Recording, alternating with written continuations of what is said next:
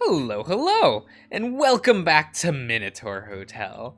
We're still with our good friend, Argos, and I'm here with a drink.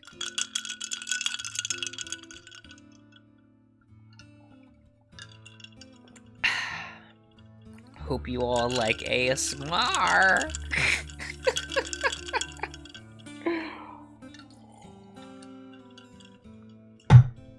That's fine. How indeed your frail body fails you, Orestes, as all mortals do in time. It would seem you've reached your limit. But there is power within this realm, O Snake, fragments of power left behind by the gods, when they forsook this labyrinth and the prisoner it holds. These fragments can help you, empower you, be turned to your end. That you may accomplish this task you have set for yourself. One is already in your possession, another may yet be granted, should you accept it. I don't have any choice, do I? What would you have me do this time, goddess? When you return to this place, at dawn's first light, bring with you Poseidon's gift. Poseidon.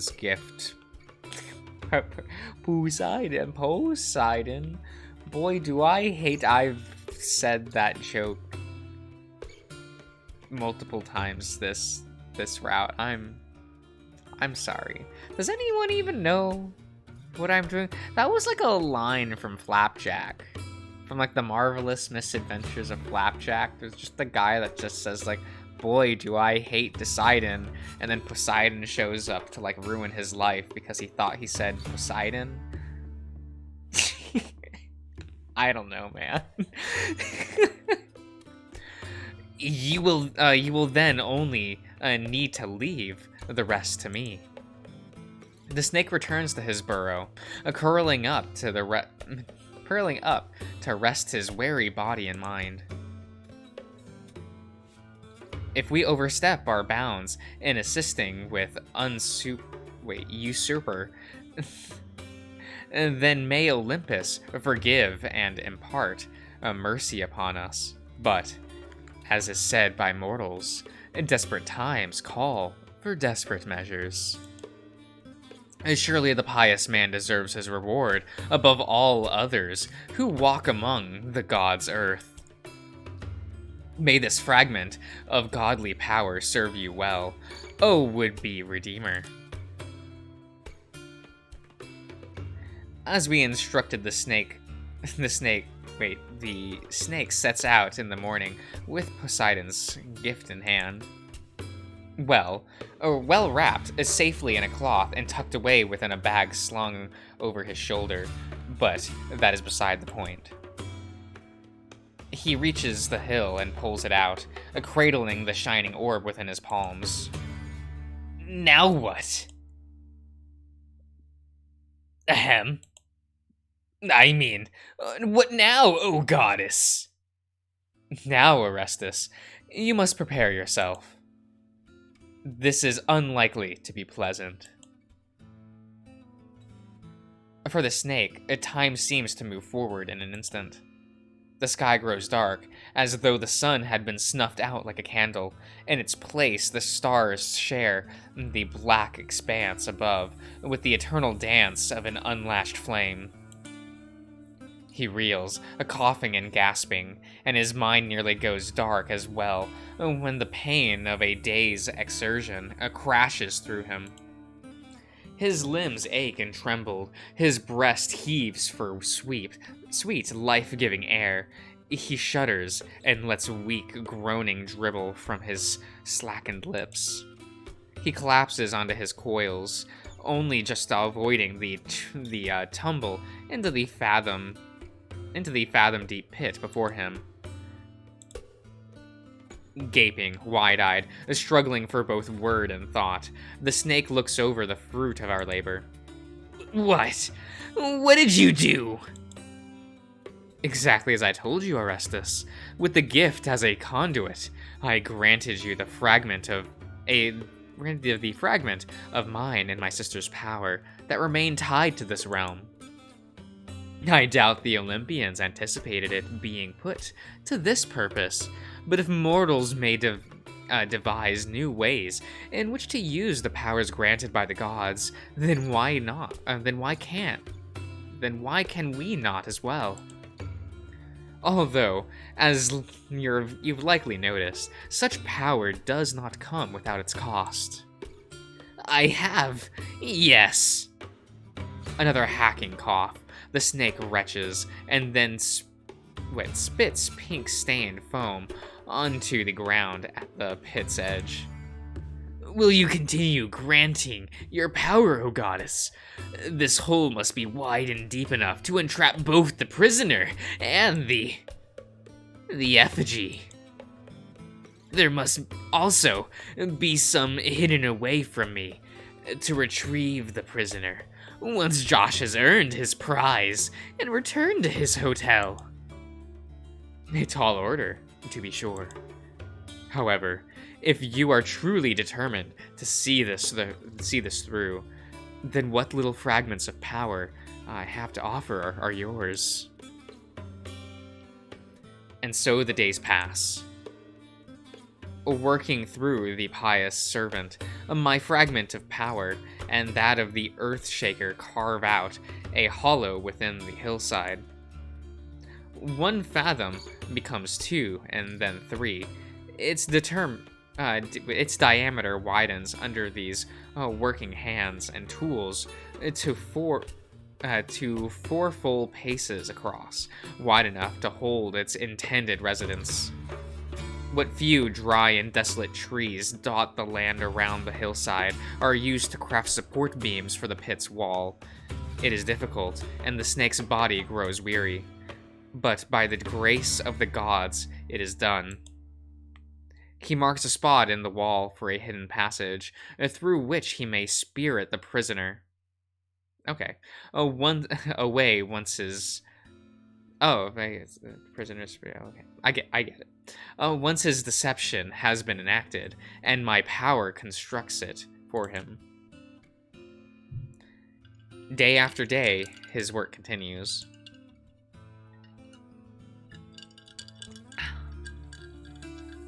Night after night, he is left trembling and fatigued after his facilities are returned to him. Again and again, his injuries reopen, until he gives up on tending to them and leaves the wounds to scab over on their own. But if all goes well, his wounds will issue into blessings. Again and again, he repeats this mantra to himself. It is the one little ember left burning within him as my fragments of power fill his flailing form. It is the one hope he can cling to, which forces him from the hovel at the start of every day. It is one comfort that can soothe him when he returns at the end of every night. Finally, the work is completed. All that remains is to set the trap. Oh, boy. Ever-burning Helios glares down from on high, watching the snake slither through brush and under rock with Poseidon's gifts clutched tight against his breast. Even though the cloth that swaddles it, a faint light and a power like one's hair strands on end, or like an itch, it is crevices between one's scale, as the case may be, leaks out. It quiets the lamentation of the weeping charcoal in their darkened hideaways. It stills the lashing of the fiends. It weakens the grip of the stray shackles upon the snake's shoulders and nape. And as he follows the sounds of stomping and fury-maddening lowing, and the 100 panicked heartbeats filling every moment between his tentative moments, they trail off like the calming of a storm. The effigy... Wow! Okay, big friend. The effigy of infamy. That god-crafted abomination of wood and ancient, irrepressible rage. It stands frozen, heavy head lifted high, its limbs stiff and unmoving, as the lumber from which they were once carved. It turns, and that bestial facade stares at the snake. The snake stares back, while cradling the gift in his arms. Even though the cloth, its light can be seen, even though the cloth, its power can be felt. The breathless silence between one tick of a clock and the next passes. And when the snake turns and begins to slither back the way he came, the effigy follows, docile as a newborn calf. There they go. Okay. What thoughts made their way through the serpent's mind as you shepherd the effigy of infamy through these rocky passages to its new home, O snake? Is there any satisfaction to be had in leading that troublesome resident of this holy labyrinth to that hillside, and tipping it over to fall into this seemingly inescapable pit? If I knew it would be this easy, then I could have avoided. Well, there's no use crying over what's happened already. And I only have one eye left to cry with. The whims of the fates are inscrutable, even to those who call that triad their siblings. Maddened as the effigy was by what it mistook from the prisoner's presence upon your last encounter with it, I doubt even the light of Poseidon's gift could have claimed it furor.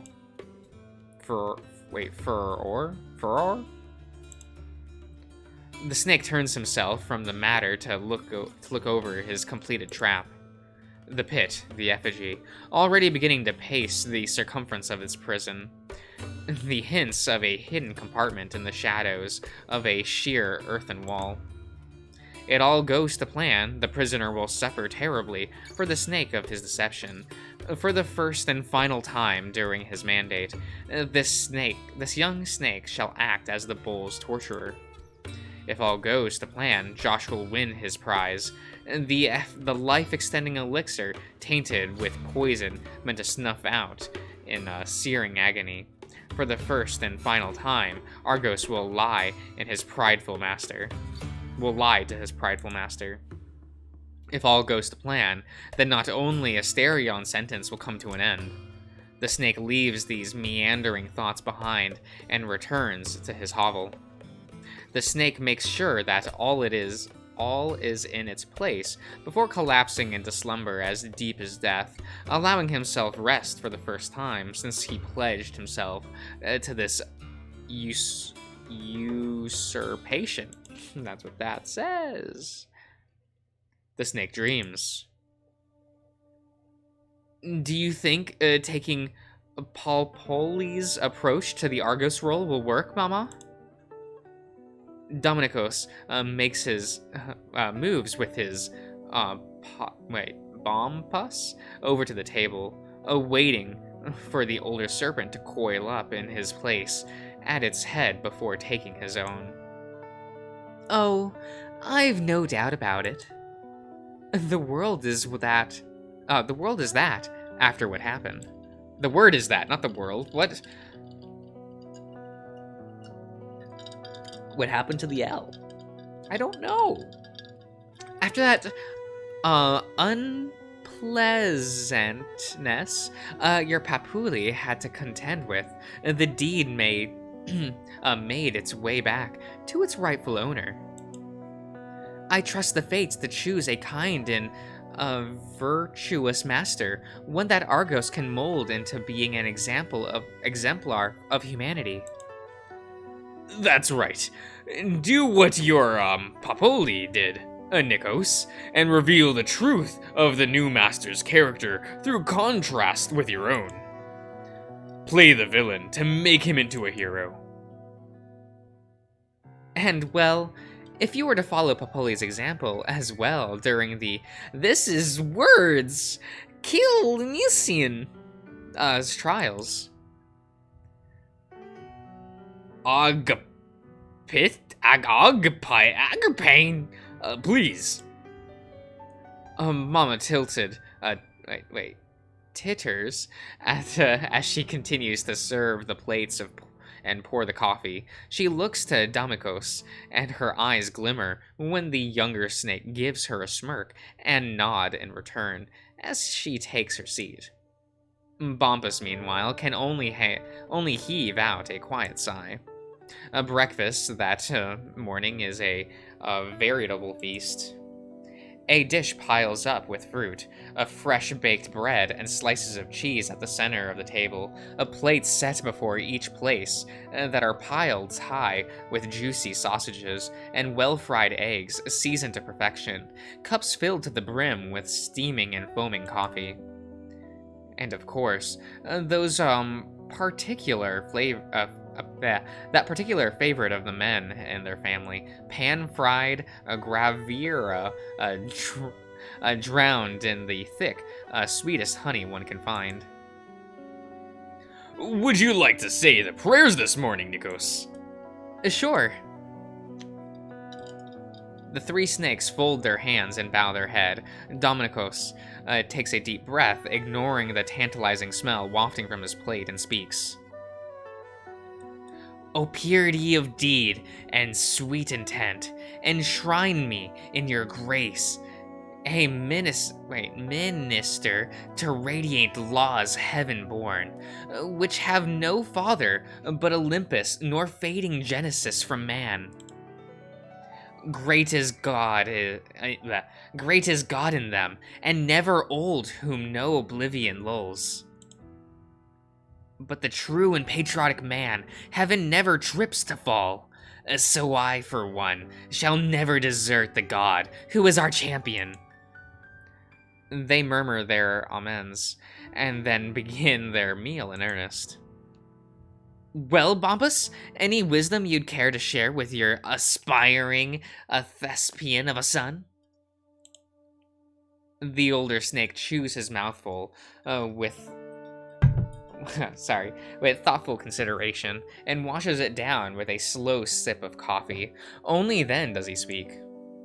First of all, trust cannot be separated from belief, nor belief from truth. Stanislavski? Right? Exactly right. He nods in approval, and it's Mama's turn to roll her eyes and sigh before taking another bite. I know I told you this before, but it bears repeating. Truth on the stage is whatever we can believe in with sincerity. In ordinary life, a truth is what really exists, what a person really knows, but on the stage, it consists of something that is not actually in existence, but which could happen. But be careful with it. They are actors who are so strict with themselves in adhering to the truth that they often carry that attitude, without being conscious of it, to extremes that amount to falseness. Put it one element and the tone of the whole ruined. The moment you introduce a false note, the truth becomes a mere theatrical convention, and belief becomes faith in mechanical acting. So keep it natural and believable. You're 2 for 2. Avoid falseness, especially avoid everything that runs counter to nature, logic, and common sense. You did really well with it as Oedipus. But now, think of Argos. If you were a creature born in the labyrinth, crafted by the gods to tempt the master into sending the prisoner out for torture, what would you like? What would you be like?